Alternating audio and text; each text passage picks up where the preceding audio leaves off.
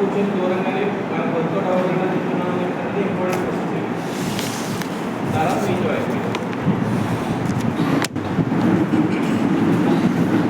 చూడండి, ఇంటర్కరెంట్ రిలేషన్ అంటే యూజువల్గా ఏదైనా సరే మనం కార్టీసియన్ కోఆర్డినేట్స్ ప్రకారం చెప్తున్నాం. Suppose this is origin. Clear? So this is origin O and this is X, this is Y and this is Z axis. కరెక్టే కాదు?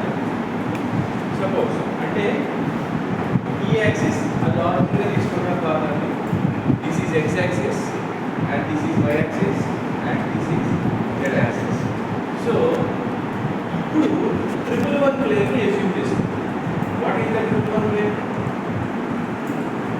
Z axis by value 1, X axis by value 1 and Y axis by value 1. అంటే one triangle is formed between these three axes. అంటే ఒక triangle shape plane అనేది existence లో ఉంది. X axis మీద value 1, Y axis మీద వాల్యూ 1 and Z axis మీద value 1. So ఎలా ఉండాలి?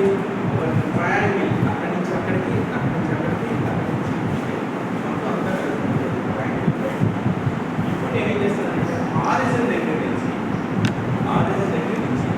కరెక్ట్గా ఎగ్జాక్ట్గా D అనే డిస్టెన్స్లో